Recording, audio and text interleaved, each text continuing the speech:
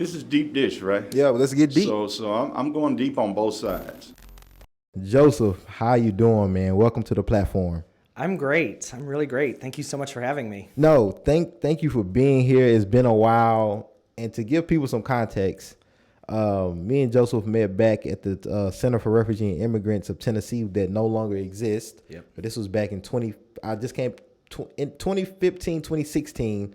The RISE program, working with youth in middle schools here in Nashville, immigrant refugees specifically. So man, we've come a long way. Yeah, that was a lifetime ago. That was a lifetime ago. It was a lifetime ago when the organization no longer exists. It was a long time ago. But it's good to see you. It's good to see all the work that you're putting in the community here in Middle Tennessee, Nashville, Davidson County area, man. And happy Pride Month, man. Yeah, happy Pride. Happy Pride, man. Happy Pride. And I'm gonna give you your bouquet of flowers right now because we love giving people their flowers. Just us with the Oasis Center was recognized as Nonprofit of the Year. Yeah. But also, Joseph was recognized as Advocate of the Year at the Nashville LGBTQ Chamber. So congratulations, man. Thank you. Yeah, that was quite an honor. That was not expected. And a bit of a wild ride, and such a privilege to be recognized in the community, not only for the work of Just Us, but the work that I'm doing personally on the behalf of LGBTQ people here. Yeah, man. Let's start with that journey, man. You're originally from Michigan. I am. Tell us about your upbringing in Michigan, man. How was that? I mean, pretty typical. From Michigan, I can show you on my hand, do the mitten thing. I guess it's backwards, from there, right outside of Detroit. And I mean, just working class family, oldest of four, went to Michigan State, and moved down to Tennessee for grad school. So I've been here since 2008, which feels pretty wild. And then got involved after graduating from grad school with nonprofit work. And so my whole career has been direct service, specifically with young people who have some form of a marginalized identity, whether it be BIPOC, first-generation American refugee immigrants, or now the LGBTQ plus community. All of my experience is rooted in uplifting and serving marginalized young people here in Middle Tennessee. So growing up, did you believe or think that this would be the work that you would be doing today? Not at all. So what? I mean, as an 80s baby, I thought I was going to be a marine biologist like everyone else. And even through most of undergrad, my goal was pre-med. Wow. To get into med school. Oh, wow. And that obviously didn't happen. Here I am. I'm not a doctor. Did it not happen because you didn't want it to, or did it not happen because you just say, I don't have the discipline to go the med schools didn't want me to. I was waitlisted at every single one.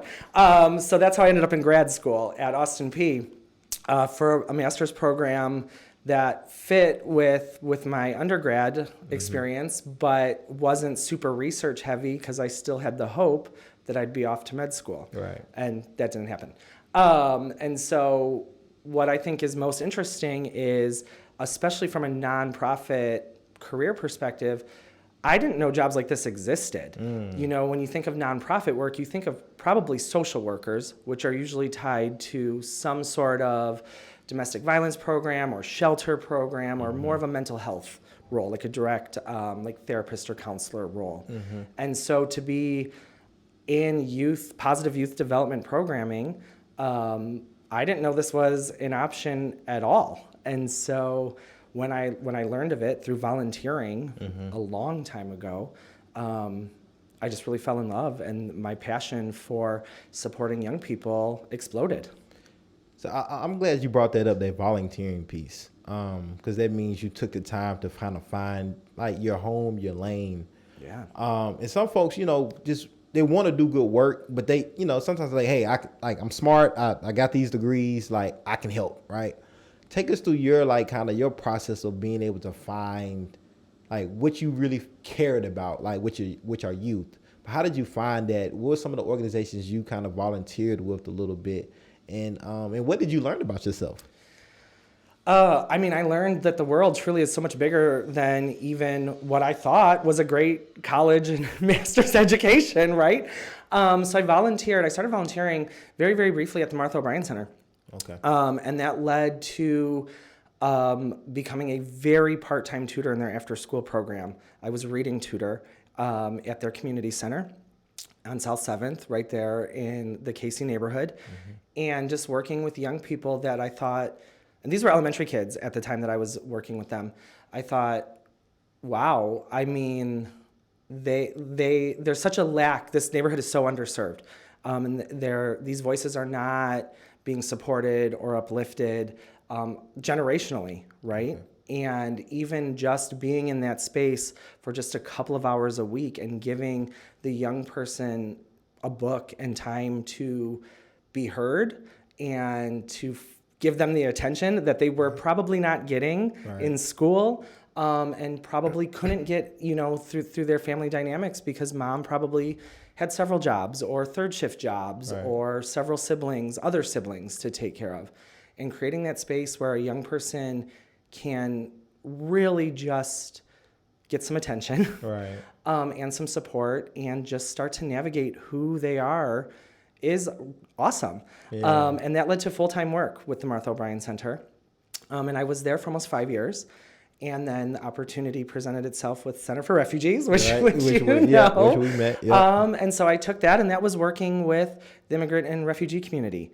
And that's even more marginalized, right? There are even fewer spaces for those voices and talents and abilities to shine and to be uplifted and to be heard. And I don't speak any other language. So that was a bit of a disconnect, right? My Spanish is terrible at best, and that was the extent of what I could offer. But I think I showed up genuinely with a genuine care for each of these young people that were coming through the program and who just needed support. And after Center for Refugees, I moved on to Oasis Center. And when I started there, I was in our ITOP program. I was our program specialist, and that's our International Teen Outreach Program. So the bulk of my work has been working with first-generation Americans and the immigrant and refugee population. And so I did that, and I loved it. And what was great about that program is it's all strength-based. It's a positive youth development program with a heavy service learning, project-based service learning component. And so I got to be out in the community with young people. In community gardens, really, was the focus of their work. And I think that's where some of the best conversations happened, is we're working in the dirt, we're planting seeds, we're nurturing and cultivating a growing thing. And that's when young people really start to share their interests and their goals and their dreams and some of their fears about themselves, their families, their neighborhoods, their schools, all of that stuff. And those aren't skills that I can teach or that I learned in college. I just showed up, right? And I think that's always been the focus of my work. But at Oasis Center, they're an open and affirming agency. So including staff down through every single young person, participant, people really get to show up wholly and authentically and navigate who they are. And the Just Us position opened, and I've been with Just Us for 4 years at Oasis. I started as the Just Us program coordinator and had a very heavy hand in youth service, direct youth service, drop-in programming for LGBTQ plus high schoolers.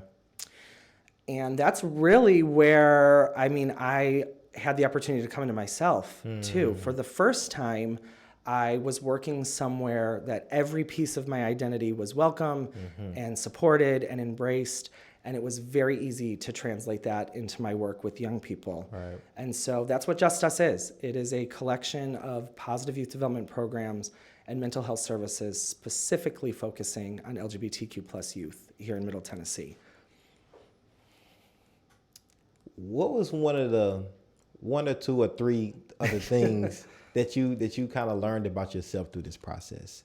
As you're working in different capacities with youth, and then ultimately ended up in probably the best capacity for yourself, where you could be your complete self and identity at all times and put that in your work. What did you learn about yourself? Whether those are good things, flaws, things you had to work through, or things you made of buried deep just because they were just traumas and had the knowledge and finally confront and address. I think you just said it. I was my complete self. Even in a lot of social circles I was in when I was younger and as a young professional, it still felt like turning a piece off, that I wasn't showing up wholly and authentically. I wasn't sure if that space where it lived in terms of allyship, I wasn't sure that I could show up and still be safe, like mentally, emotionally, and sometimes physically. And not that I did not have a terrible childhood at all, but I also didn't have a Just Us. I didn't have any sort of LGBTQ representation in my schools, very little, I would say, in the community as a whole. And honestly, if that existed, it was that more stereotypical, what we would think, a gay man grows up to be, a hairstylist, right? And so now, as an adult, a more than not well-adjusted adult, like realizing there's just so much more out there. And being in Just Us, this is the first time I've served a community that I am also a part of. And so I have the lived experience from my childhood and my young adulthood and even my daily life now, to know what it was like for LGBTQ plus young people, what it still is like, and I can couple that with what every young person I serve is experiencing every single day. And I can see still how many tables these voices are not even invited to, let alone sitting at, right? And how many more doors still need to be opened. And that's the focus of my work. And I don't always get it right. One of the great things about working with LGBTQ plus kids, I think of all communities right now, the LGBTQ community has such an explosion in visibility and awareness, and language is evolving, and we know better now how to describe things and how to call things and how to refer to things. Some of us, because I'll tell you, Joseph, sometimes I learn something new every day, and I like. Me too. Like I'm saying, with pronouns and things, that's what you do as a society, right? When you know better, you learn, you grow, you change, you evolve. You should, right? And so new terminologies and things are coming into place, and so we have to be intentional, right? In finding that out, so you don't unintentionally hurt, harm, misidentify somebody. And most people I've come in contact are forgiving, I'm like, hey, I'm they, or hey, I'm queer, or whatever it may be. Okay, cool. Just help me. Help me so I can help myself. And so I think that's just an important thing to acknowledge, that it's okay too. Like things change, things happen, and we adjust and we pivot, and we become better human beings by it. I mean, I think that's a key thing, is just being open to the assumption that you're not going to know everything, right? And I know it's very easy for people who are unaware to say, oh, this is all new, or there's new language, or there's new identities. They're perhaps new to you, but they've existed. They just haven't had the platform or the visibility to be seen. That's a good and take. I think being open to that understanding. I don't get it right all the time either, especially working with younger people now. I'm no longer a younger person. I'm not even a young adult anymore. I'm almost 40.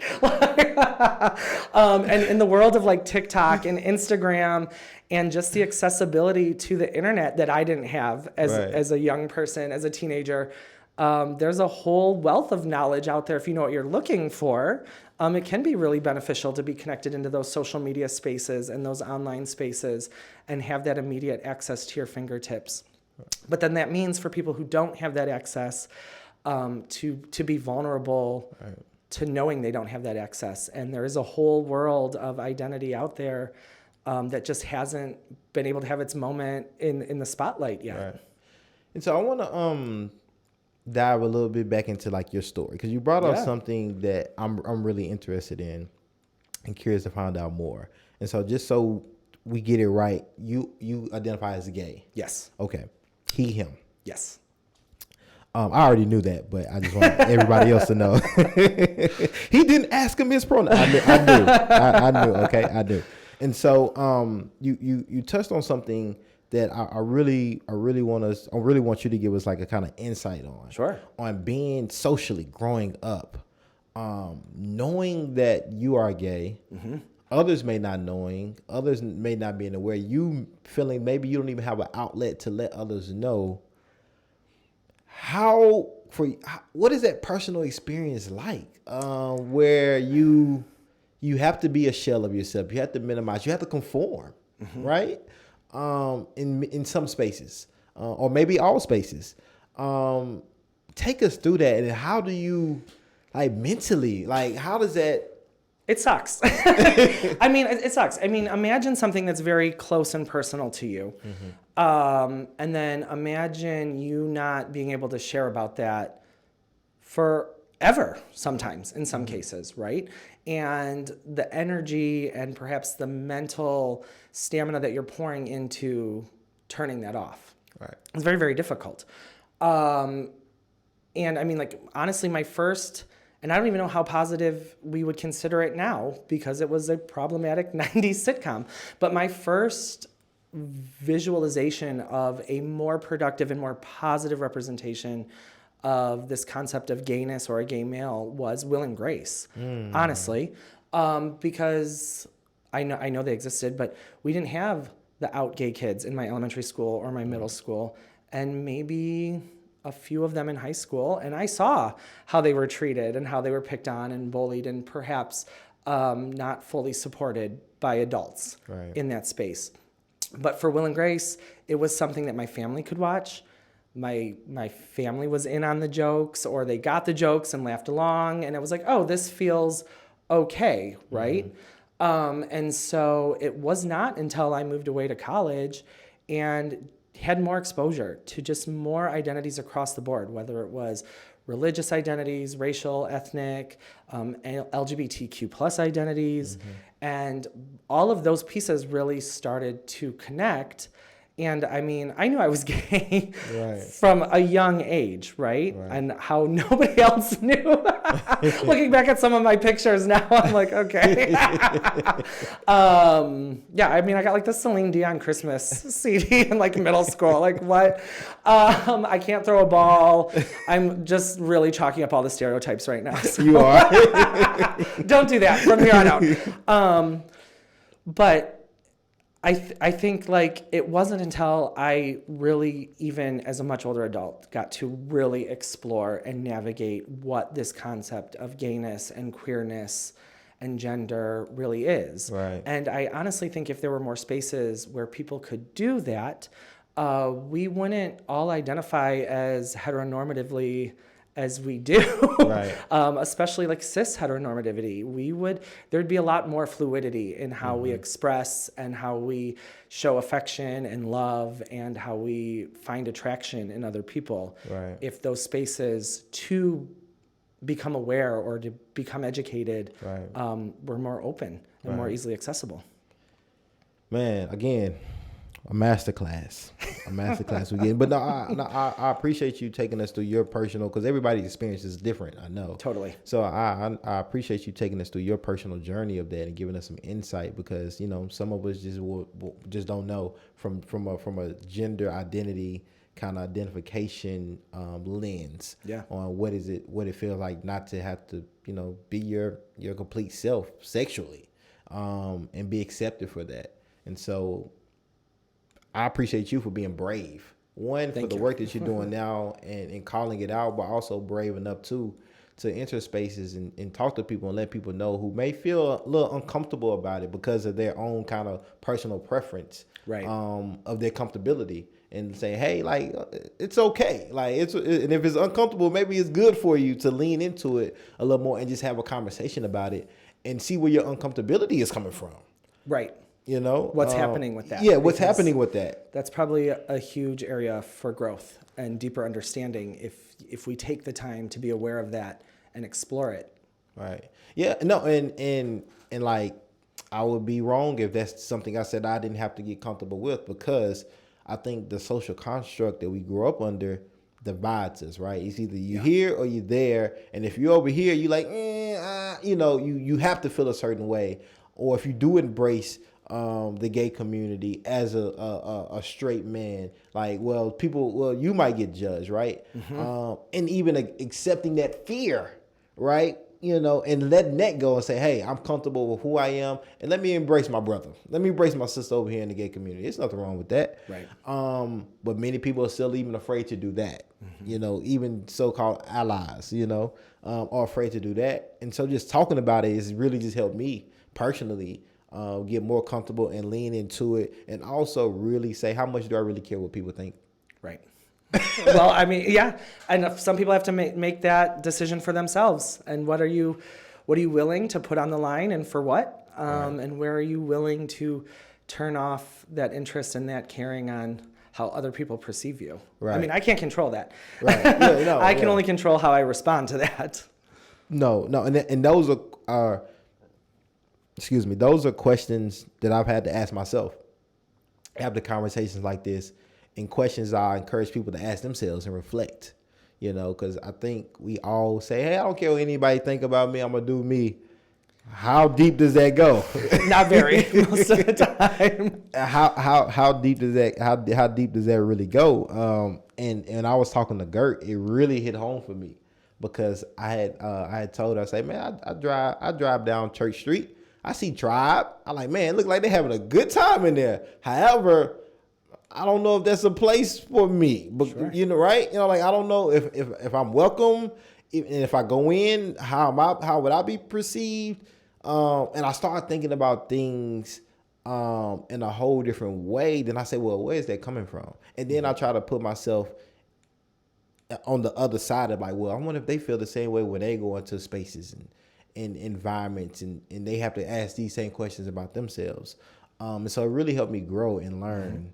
And that's a real thing, what you just mentioned. I mean, still now, even as adults, in all social spaces, I'm always scanning the room and checking the vibes on, is this going to be a welcoming space, or is this going to be problematic? And to what extent, and how quickly might we have a problem here? Especially when we consider some of those more stereotypical, like sports bar kind of places, that is this safe for me? Is this somewhere that I want to spend my time and even my money, right? Like, what are the vibes, and what communities are welcome here and are supported here? And is it worth it? Right. And I'm paying attention to that all the time. Especially as a big Michigan fan, No, not Michigan. I was Michigan State. Michigan State. Let me get it right. Let me correct that. Michigan State Spartans. There you go. All right. Don't let that get out there that I'm a Michigan fan. I'll never hear the end of it. He said he was a Michigan fan. It's for the record, everybody, Joseph, Michigan State. Just so make it clear, even though he's been in Tennessee for a long time. We got to get him to switch over. Now, youth.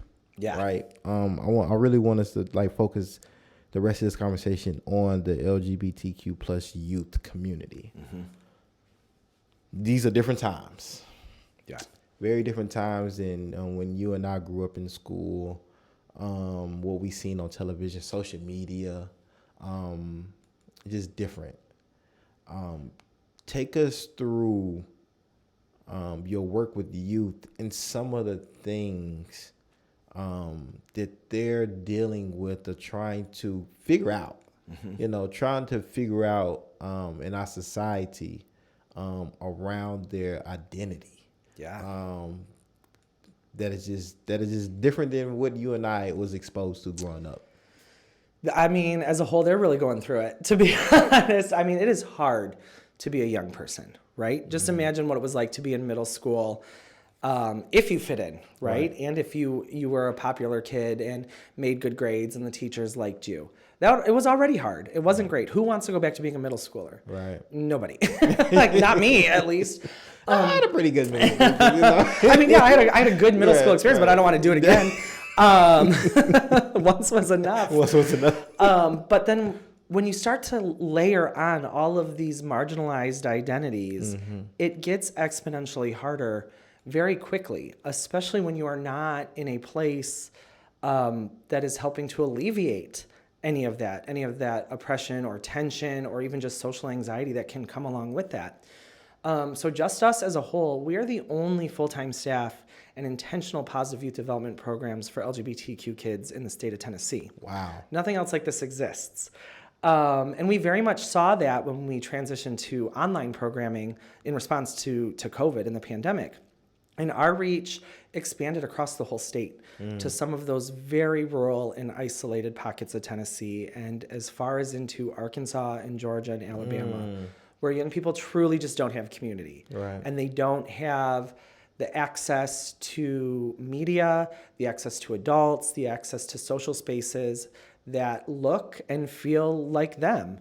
And with all the young people that I've always worked with, I've always really believed that if you can't see it, you can't be it. So if Right. you don't ever see that productive adult in your community, whether it is, like a high-ranking elected official or the barista at the corner coffee shop or the 10th grade science teacher, if you can't see those people, it's going to be very hard for you to become those people as an adult, right? And so being able to create that space through Just Us and Becoming Us, which is our middle school program, it gives young people the opportunity to just be, to explore and celebrate their LGBTQ plus identities in a safe, affirming space with adults who have been through it, who share that lived experience, know where they're coming from to an extent, and can just support them as they're navigating that journey. And I think you mentioned it earlier, everybody's journey is different. So this is not a one size fits all. And it looks incredibly different when we start adding on different things like religion, race, ethnicity, a trans identity. And it can get harder.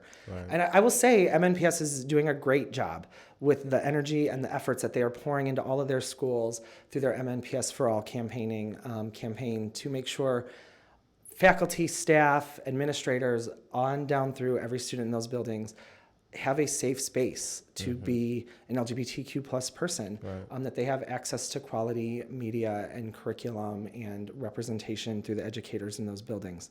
We don't see that as soon as we cross out of Nashville. It looks very different. A lot of our young people who go to a school that's outside of Nashville or who are zoned for a school outside of Nashville are homeschooled because those schools still are just not a safe and affirming space for them to be in. And so when we think of where young people spend most of their time, it should be in school. That's where we want young people to be. That's where they're supposed to be.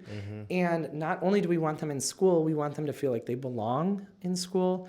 We want them to have friend groups in school. We want them to have those positive, trusting relationships with the adults who are in charge of them for 8 hours a day. And ideally, we want them to have a robust school experience where not only are they staying for the school day, but they're joining clubs and extracurricular activities, and then are progressing through grades and go to the prom with a date. All of those great things, right? Like that's what we want for our young people. And many of the young people that I work with don't have that opportunity, and they find that opportunity at Oasis Center through Just Us.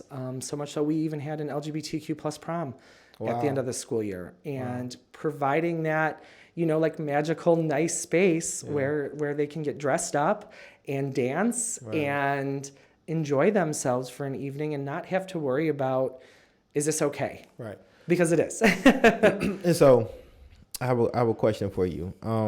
It's really easy for us to get, caught up in our own kind of bubbles, finding community of people, whether it's by ethnic, race, gender, right? Is especially in middle school, high school, right? It's really easy to say, okay, you look like me, talk like me, like we're gonna be together.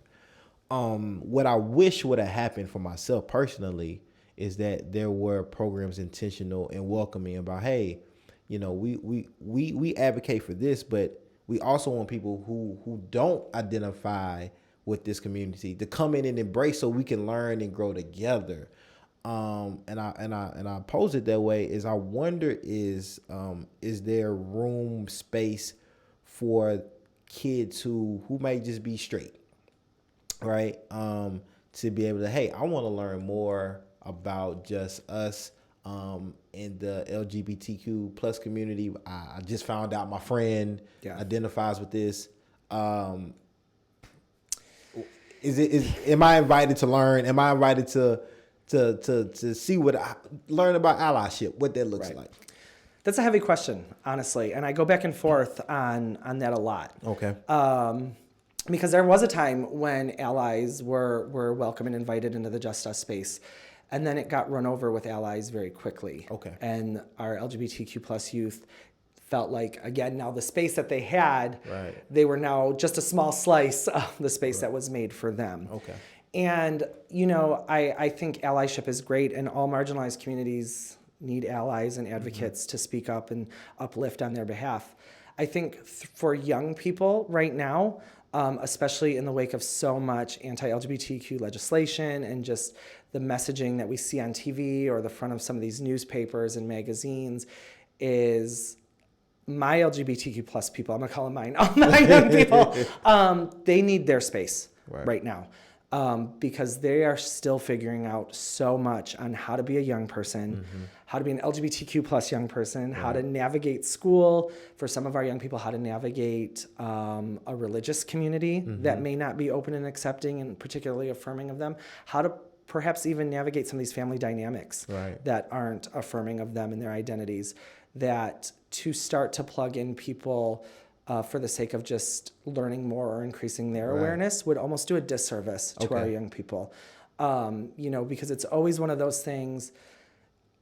I don't expect my young people to be the lead educators for people who don't know. As adults, we have to do some of the work ourselves. Google can be a wonderful resource. The library is a great resource. Or, I mean, this is my job too. You know, outside of my personal life, it is my job to educate and work with adults and inform them. But just being aware that we're not making the most marginalized of voices be in charge of educating us now. No. And so maybe one day, you know, we can get to a space where our LGBTQ plus youth can work alongside non-LGBTQ plus youth in tandem through those forms of communal mutual allyship and advocacy. I just don't think with a lot of the young people that I'm working with right now, they're ready. One of the unique things about Just Us is we also have an LGBTQ specific therapist on staff. Okay, wow. Yeah, we thought that was important to provide those mental health services, and that it had to be a queer identified therapist to share that lived experience for queer identified young people. And so they are working through some real heavy shit, to be honest. And just like I feel like, hey, you know, if you're a black person in the United States, maybe it might be more beneficial to have a black therapist. Sure. If you're a gay person, maybe it might be more beneficial to have. If you're a woman, it might be. Completely. I think that because lived experience, you know, they're gonna have a certain understanding of your lived experience, maybe a little bit better. Somebody that may not identify completely with Exactly. you. I mean, there's only so much you can get out of a college lecture or read out of a textbook, right? In a lot of, especially direct service work, that lived experience is one of the top skills that you can bring to the table, I think. And, you know, as an adult, I'm always still continuing my education and my learning and doing a lot of the back-ended work too, so that I can make sure I'm showing up and providing a space for these young people where they don't have to worry about educating me through that. They can tell me what this TikTok dance means or what this new hashtag means, but they're not educating me on some of these identity facets, that I can just enter that space and get the whole complete picture through their humanity. But I'm doing the work myself. I think that's a really key component. I think it starts with yourself. I think, especially for adults, right? You have to reflect on yourself, and then you can start, you know, helping community. I believe once you started their work and you had a good space. Man, we're always learning, we're always growing. Sure. But I want to get into some spicy topics. Okay. Some spicy stuff. You know, and I'm gonna give you one that just kind of fresh on my mind. But it's really not a topic. It's just like a kind of your reaction to this. Okay. So they had a pride parade. What was it? 2 days ago. Saturday. Yeah. I would say Tuesday. Saturday, right? And I was down here walking, seeing everybody, right? And there was a guy, just a bystander, you know, just observing. And he had just, I don't know why he felt comfortable saying it as I was walking by. I guess he thought, you know, hey, straight man, maybe, let me say this while he's walking by. But he uttered something like, man, why they always gotta have this damn pride stuff? You know, why do they have to do this all the time? Like, well, we know, okay, we get it, right? And so, what is your reaction to that? And this is not the first time, I'm pretty sure you've heard that, and this is not the last time we're probably gonna hear that. When you all show up and turn out and represent during Pride Month at that, What is your response to that when people say those things about just how you all celebrate yourself and your identity in large gatherings, in marching, and celebrate just beautiful people? Yeah, and that's a great question.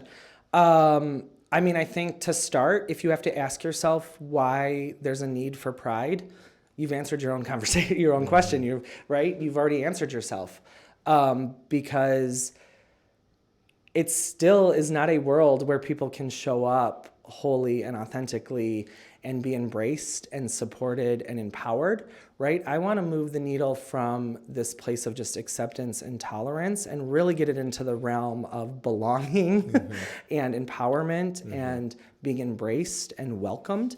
And so that's what Pride still is doing. And Pride is now seen as a party, and that's really great. It is a celebration. There are so many great things in the LGBTQ plus community to be proud of and to celebrate. But it started as a riot at the end of the day because there still is not that level of equality or equity that exists for the LGBTQ plus community, especially for trans people, for trans women of color. And so that's why Pride exists. And when we look at why that concept of why do they have to shove it in our faces, or why do they showing up and showing out like this?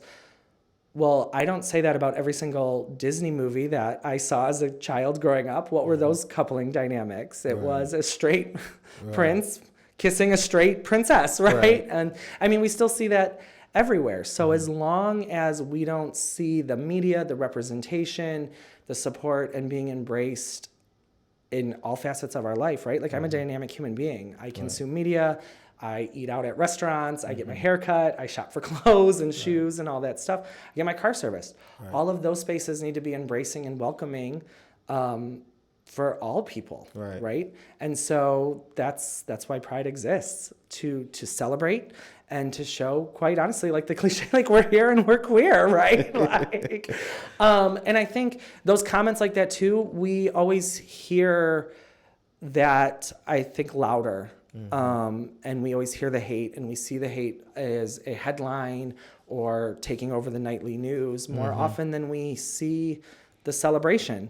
I mean, I'm a gay person 12 months out of the year. I'm not going to go away on July 1st and then reemerge next June. Like, I'm still going to be here, and I still have a valid identity, as do all LGBTQ plus people and all LGBTQ plus young people that I work with. We're still going to be here. We're still valid, and we are still deserving of equal and equitable rights and access to services. All right, I got a few more hot topics. The next one kind of like you kind of touched on it a little bit.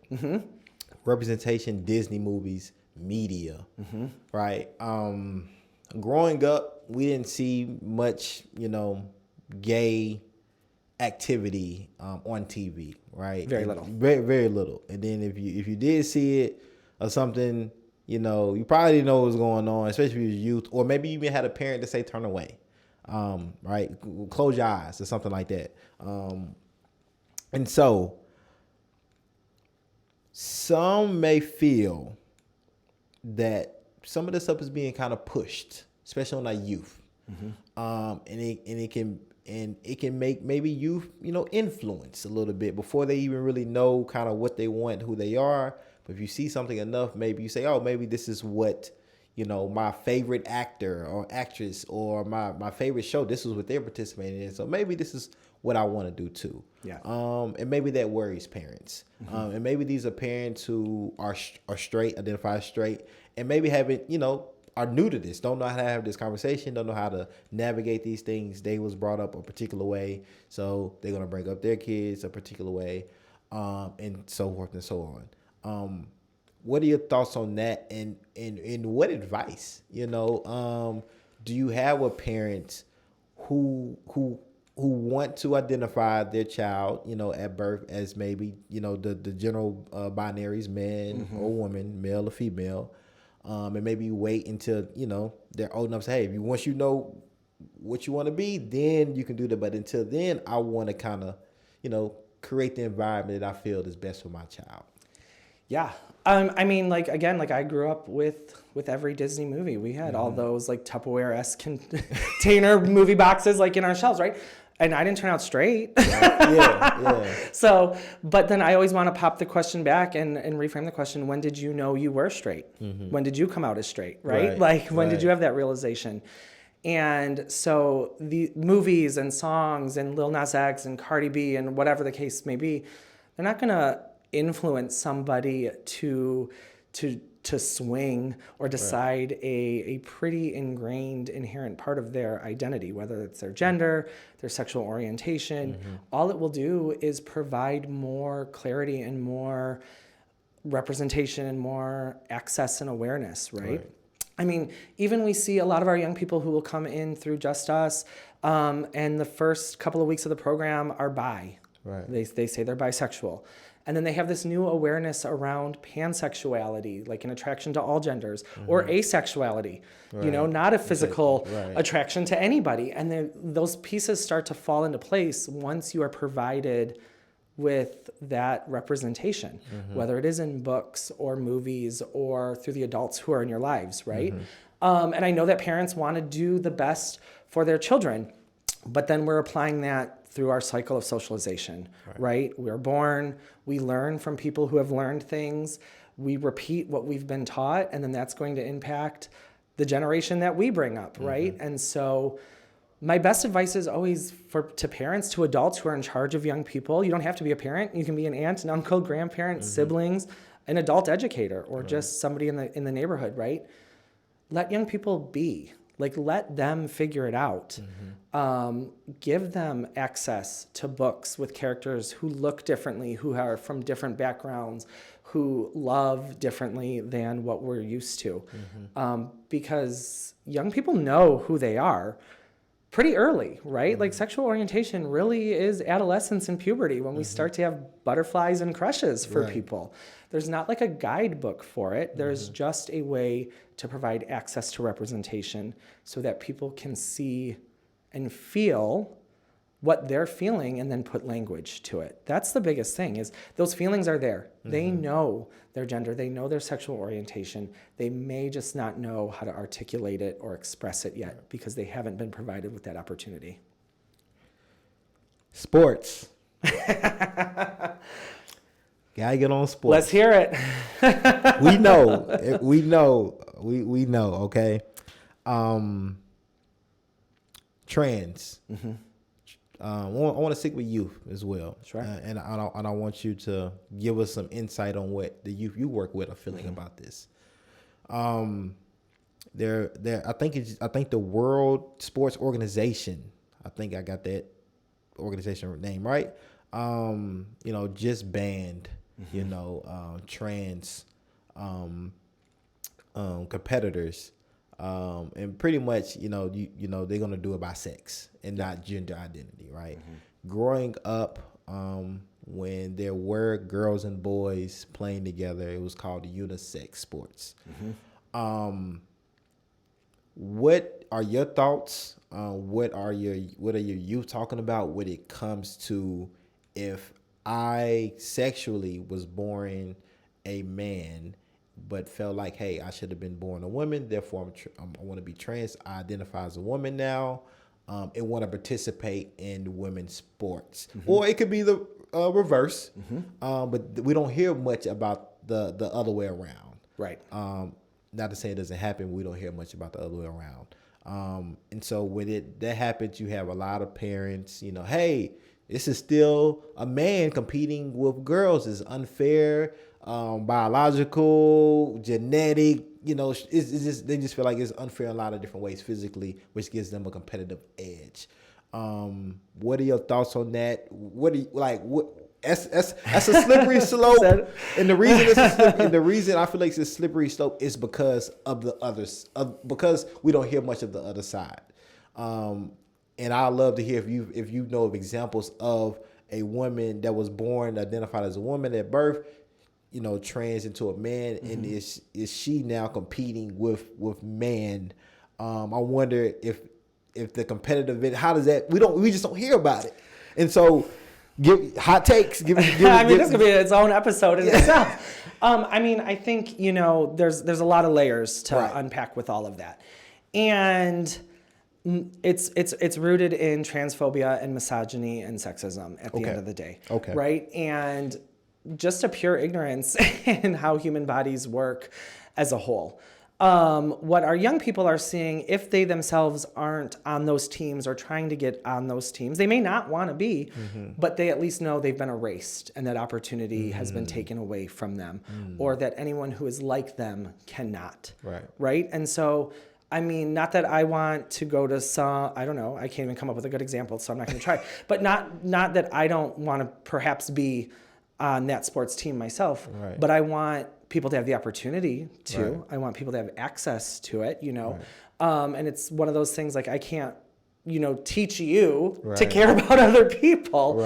And I think that's what it boils down to too, from the concept of being an unfair advantage. It's not though. Like I think first and foremost, people are too worried about the anatomy of other people, what people have between their legs and their body compositions, right? But if we are considering a trans woman who sex assigned at birth is male, if we're considering a trans woman and if they've gone through medical transitioning through hormones and estrogen and whatnot, the estrogen would have decreased their testosterone levels and would be, and what we've seen is it's pretty similar to women who were sex assigned at birth female, right? And it's not this unfair advantage or this unfair competition. But then we also see women who sex assigned at birth are women and are cis women competing who are fast and strong. What was the athlete? She was an African runner, I think, and they disqualified her because her testosterone, her natural testosterone, was too high. But then we've also come out and said cis male Michael Phelps is biologically like supreme, right? Like his body metabolizes and produces at these elite levels that, so like where's the fairness in that, I think it's taking away, it's stripping people from opportunity that people should have access to based on a lot of ignorance and things that we just don't understand because we have this concept of male-female competition. I mean, that's a lot. That's a lot. And for me, it seems like I look at, and correct me if I'm wrong, I look at gender and sex differently. Yes. Right. And so I think that's where the slippery slope, because I think people sometimes use them interchangeably and they're different. Yes. And so that's why when growing up we heard sports, it was like unisex. And so to me, when I hear unisex, you're purely identifying people by their sex, male or female. Nothing else, nothing more. What is your biology of sex? And so I think it maybe needs to be a new term now, somewhere if we're talking about sports, because that's how they always used it. And so that's why I just don't know. Like I just don't, and I think it's my own kind of social conditioning too, that like I truly believe there's a space where women should compete against women and men should be competing against men, but there are also spaces where it can be unisex. Sure. And I think their policy, elected officials are probably making it more complicated than it should or has to be. Oh, of course. Because adults always complicate everything. But so what are the youth that what are their conversations like around this? Are some of them like everybody should be able to compete, or some of them like I don't know. I mean, yeah, I think it's a little mixed. I think, but even like backtracking, just taking a tiny step back, when you mentioned sex and gender are two different things. Okay. And that's what people don't have an understanding of, right? And so sex assigned at birth is that. It is the parts you were born with when you entered the world. Right. Some of us still have those parts, some of us don't, but let's remove this concept of anatomy anyway. Okay. Gender is the understanding of who we are as human beings. So, right, the cognitive piece of how I see myself, how I understand myself, how I feel in my body, all of that. What I recently kind of came into, which can be different for everybody. A man, I can describe a man differently than another man can. Totally. A woman could be a woman in this way to a particular woman in something different. Yeah. And so these are umbrella kind of words that we're using. Yes. And there's really no kind of one definition. Even though if you look in the dictionary, there's like this is what a man is and this is what a woman is, and it's kind of probably based off of reproductive kind of organs and things like that. But it's way more complex and many more layers than that. And we did that to ourselves, right? Like that's our fault as a society and how we've gendered and created that binary paradigm, right? The maleness and the femaleness, and things have to fit a certain way and express a certain way and show up a certain way. And like you said, like I could probably describe a man or define a man very differently than you can, and that's fine, right? Because that's okay. that all exists, right? Yeah. What I find masculine, you may not. What you find feminine, I may not. Then there's something in between, but that's essentially the consequence of how we've set up our society and how we've been ingrained to think. And I mean, getting back to like the concept of sports. Or just letting people exist. Let people exist. Let people have access to services and sports teams and games and places where they feel like they belong. And what I've also realized too, like the people making this argument, you're not supreme athletes yourself, right? Like you're sitting on your couch with your Takis and Mountain Dew. Like you couldn't walk a mile, let alone like compete in a triathlon. Like don't worry about what these people are doing. But we also have yet to see, unfortunately, it's not like a trans athlete now has come out and blown away the competition and swept the medal podium and like shattered all these world records, right? We're not seeing that either. Well, I think it was about to happen with the swimmer. Yes, probably. I think that from what I was seeing, it was definitely going to happen. It just she was in a whole nother league, and not to say it had anything to do with trans, but she was just clearly on a whole. I think she's just naturally a fantastic swimmer, better than I will ever be. Well, she was already competing right before she became trans. Not when she was a man. She was always a woman. She was always a woman. She was expressing as a man, right? That was her expression.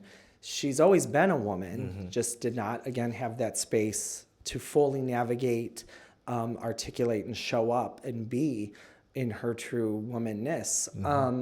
And she also aged and trained and got better, right? So 5-6 years ago when she was not able to express and compete as her trans womanness, right? She probably was ranked differently. But I mean, that's the same for me. When I ran my first 5K, I ran it slower than after I started training seriously and drank more water, right? So it's like this, there's a lot of layers here to unpack that I think people forget about, especially athletics. Well, she trained. That's why she's good. Right. She's working out. She's lifting weights. She's doing cardio. She's eating better. That's why she's good. Not because she's a trans woman, because she's a serious, conditioned, elite athlete. Right. But we've seen that conversation too with like the Williams sisters, right? Yeah. Like Serena, people... She can definitely compete with men. We know that. And she's better than them. I mean, like, she's not a man. She's not, like, she is a naturally gifted and very serious and well-trained athlete. Yeah, for sure. There's no denying that. Back to more hot topics. Yeah. I'm just going to say a name and you tell me how you feel. Oh, goodness. Dave Chappelle. Oh God! No, why'd you have to do me like that? I think I don't know where I heard it, but If your joke relies on the damage or the expense of someone else, it's not a good joke, in my opinion. Okay. There's many comedians' jokes, I feel. So, does art, let's just call it art, because that's what he does, art. Is there, and this is just not to target the LGBTQ plus community, but any community. Sure. Are there in art? Can there be passes given because of the art form, how it's articulated? And some people may actually feel it may, they say it's always a little bit of truth in a joke. Mm-hmm. But is there room for that in such space like comedy where every group is going to get targeted a little bit, appropriate by maybe the person that can target that group? Dave Chappelle, as far as we know, is not a part of the gay community. As far as we know. And therefore, his jokes may not be appropriate because he's not. But his art has always giving people in that space a pass. Mm-hmm. And people have always kind of just accepted it. Like, hey, they're comedians. They joke. People move on. It's not meant to be harmful or intentionally harm people of whatever community that they're targeting. Yeah, I think there's a way to push the envelope and to toe the line and still be funny or be cutting edge or produce really profound work, art, visual, whatever that makes people think. And then I think there comes the intent and the impact. Mm-hmm. And those can be misaligned very quickly, especially through comedy, right? And if you're a good comedian, we all should be laughing. Right. Right. And so once that awareness has been brought to your attention, maybe it's time to then reevaluate. Mm-hmm. And it could be possible to think you're not doing harm, but then once it's been brought to your attention that it was harmful, I think that's where we have to apply a different lens and maybe rework some things, right? But across the board for all marginalized communities, I think there will always be a set of language or a set of, this belongs to us, that's why we can do it. For sure. You cannot. For sure. And I think being aware of that too and noticing where that fine line exists, which I don't have the answer to that. But I think we could be more aware, because what I do think is for the people who are meaning to cause harm and be malicious, it gives them a stronger platform to continue that. You brought something up. And I was just going to my next thing, and this is really complex in itself too. And I'm all about building solidarity, but sometimes the powers that be doesn't want that to happen, and this is what I mean by that. You just brought up something, saying, "Hey, some community can say some things, some communities can't." It seems to be competing social capital going around in a lot of social justice spaces. And this is what I mean.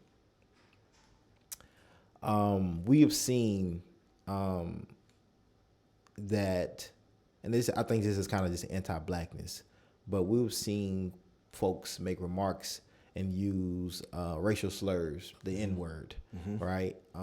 That, they should not be using that, right? But there, many times there's no repercussions or very little, right? And then on the flip side of that, we have seen people offend the gay community, and immediate action is taken. And so when you have community looking at these things like, wow, okay, well, it's okay to offend these people, right? And you'll get minimum, if no repercussions. But if you offend the gay community, the Jewish community, it's a different type of repercussions that you will definitely face. Sure. And that's when that competing comes in at, right? And again, I'm all about building solidarity.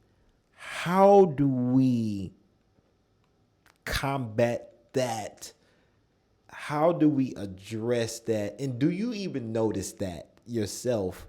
And I think it's just rooted in anti-blackness. But what are your thoughts on that? Deep dish, I'm telling you. I was ready for you, Joseph. I think you said, I think there's the level of anti-blackness. We see it in the LGBTQ community too. Right. We saw it especially, going back to the wake of Stonewall and whatnot, when the gay liberation was on the backs of trans women of color, like Marsha P. Johnson and Sylvia Rivera. And then once white gay males and white lesbian women felt like they got theirs, they quickly then marched on without and didn't make sure that we brought everyone along with us. And I think we still see that. And to your point, I think it truly is the anti-blackness, and I think it's the faux wokeness that a lot of white people honestly feel like they're living in, right? And there's a lot of probably unchecked biases that are coming to play on that, and it perhaps is easier then to stand up for the white gay community than it would be for the black straight community, the black community at all, right? The BIPOC community whatsoever, that it's like, well, I align a little bit more with the way this person looks. I perhaps won't make myself a huge target then by aligning myself with someone who looks more similarly to me than not. And so that's going to be easier for me to speak up on, right? And what I think, honestly, white people as a whole really struggle with is knowing when it is time and appropriate to speak up and to uplift and bring to the table, and when they're just over speaking, and where we need to match those issues. Right. That now you've taken the seat away from someone because you thought you were doing something in this DEI world. But when the real DEI work in challenging this language that doesn't belong to you, or this anti-blackness, or this anti-transness, you didn't do that. You cherry-picked what was easy and comfortable for you. Right. And that's more detrimental, in my opinion, than it is beneficial. No, and again, you calling it out and just acknowledging it. So last hot topic I got for you. You're a white man. How does that privilege play a part in you being able to call out things that maybe others may not call out, or how you even treated differently, right? Being a gay white man than maybe a gay black man, or a gay black woman, or a queer black woman, or a queer white woman. How have you used that power that you have still there to advocate, build, and call out shit and just, bust open doors? I'm still learning, right? I don't always get it right, but I realize just my whiteness and my maleness are always going to invite me to the table or through the door immediately, right? And not that my gayness doesn't close some of those opportunities, because it certainly does. Right. But not many, truthfully. But the privilege is never lost on me, especially working with young people with all sorts of marginalized identities across the board, is I have the unique power and privilege, quite literally, to see who's not in the room, to see who hasn't been invited, who hasn't been included. And clearly I'm very outgoing, very extroverted, very passionate. I'm an Enneagram 8, which, makes all of that make sense, right? And I think that can be surprising to a lot of people too, that they aren't expecting to hear me say who's not here, and that I don't need to be here. You don't need to hear my voice. You don't need my attendance. You need whomever is missing from this conversation. Right. With the understanding, especially working with young people, they're not all super ready yet to be in that conversation. So if I need to speak up for them on their behalf, I will, until they're ready to take the microphone out of my hands. And I am always ready to give that up. I understand where my wheelhouse ends, right? I understand where my limits end. But until they also get the invitation to be at the table. I will use mine and they will be my plus one, right? There's that quote that's like floating around that's like, diversity is the invitation to the party and inclusion is being able to dance. Have you heard that? Are you familiar with some iteration of that? To me, then, that's really great, right? But then belonging is being able to dance to the music that's being played, if you even have the ability to dance at all, right? Belonging is being able to eat the food that's being served, to be able to understand the conversations that are being spoken, and to be able to dance to the music that's being played. And we forget that, I think, a lot in our social justice work, too. And so I am never afraid to shake the table and say, I don't need to be here, but this person does, and this is why. I have to end with this and get your thoughts on how this affects the gay youth. And seeing kind of what the Just Us approaching, kind of what are y'all thinking about this and how are y'all going to be a resource? The Roe v. Wade, just got overturned. That's going to affect a lot of people. And it's easy, and it was even easy for myself until I was corrected to think about just like cis women. Yeah. Right. And we missing a lot if we just thinking of that way, how the Roe v. Wade is going to affect the totality of women. Can you talk to us a little about kind of after that decision, y'all maybe you all was already preparing for something like this to happen, having this conversation with youth, and what does it mean and what kind of resources and services and things y'all plan on providing going forward? Yeah, I mean, it's difficult because as an adult, I'm still digesting and reflecting on things that I don't fully understand yet, but I'm very immediately having to have these conversations with young people who may understand less, may understand a little bit more, all of that stuff. And so really untangling this hot mess now is a lot. And I mean, to your point, it does not just impact cis women. Anyone with a uterus and ovaries can get pregnant. That includes trans men, right? And it now, though, is showing that people are becoming property again, essentially. And if you don't have full autonomy over your body, you don't have anything, right? And so it is just a basic human right to have autonomy over your body to start with, which especially the trans community, the trans youth community, has so little autonomy over their bodies in terms of medical decisions, and all of that, and what access to transition services they're provided. But aside from just the concept of abortion access, I think it has opened the doors for all other decisions to be reexamined and perhaps overturned: interracial marriage, same-sex marriage, all of that. And I think that's what's scary as well. Yeah, and they doing it right in front of our face. They're not even hiding it. Right. We're saying the quiet parts out loud. Yeah. Like they're not even hiding it, which is scary. And a lot of folks that it's affecting, especially youth, they don't have a vote to cast. They don't have a vote. And so it's going to be really interesting, this year and then, next year and then 2024.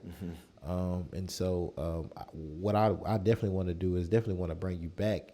And even something like if you have youth that want to come on, I would love to speak to some youth as well, but also just like getting as much insight as possible so people are informed or aware and just so they can learn. And even if they feel uncomfortable listening to this conversation or others going forward, like that's a good thing. Keep listening and get closer to the proximity of their uncomfortability and learn and grow. Because it's okay.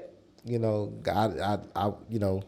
didn't get to this point overnight, right? And you have to address a lot of things of your upbringing and what you was taught and what you adapted, what you was indoctrinated with, right? Totally. And so I appreciate you for, again, just the work that you're doing. I'm giving Joseph more flowers right now. But I want to end on you just, giving us last words, anything that we didn't hit on, or anything that you just want to leave us with, that you think is just crucial and important? And then I want you to, give people a way to reach you if they want to learn more, whether it's a youth, whether it's an adult, a parent that has a youth that's, transitioning, thinking about certain things in the gay community, or just trying to find their identity.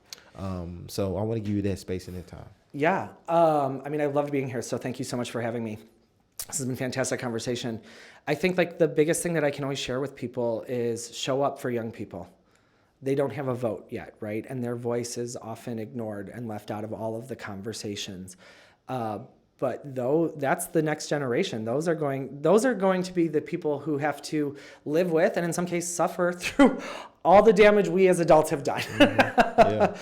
So show up for young people, especially LGBTQ plus young people. And I even realized too, although this is my work, no matter how greatly I think I understand sexual orientation or gender identity and all the nuances in between, each young person and each individual person is always going to know themselves better than anyone ever will. They will always be the expert on their own bodies, their own orientations, their own identities. And so believe them, show up for them, and believe them is really what I can say.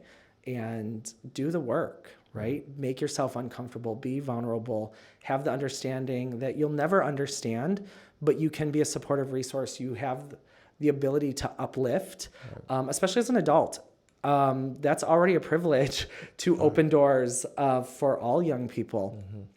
So show up, believe young people, and to get connected with Just Us or any of my programs, all of our programs are free. All of our programs are free of charge, regardless of background, school zone, neighborhood, any of that.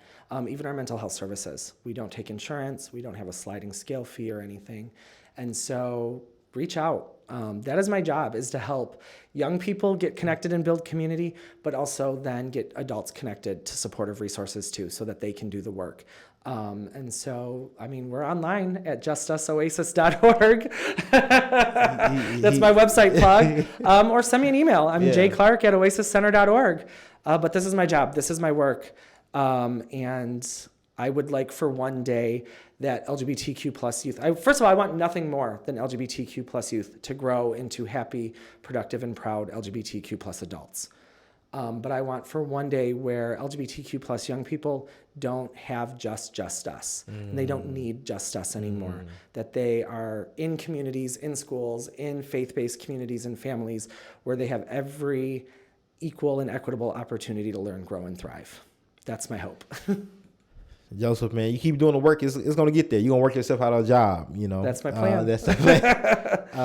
I appreciate you and coming through and really, talking to us about these things and helping us learn. Again, a masterclass.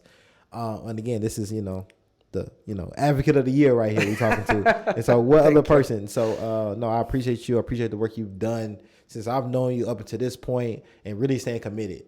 And so, again, more flowers going to you. And I can't wait to have you back, man, to talk about it. Thank you. Thanks for having me.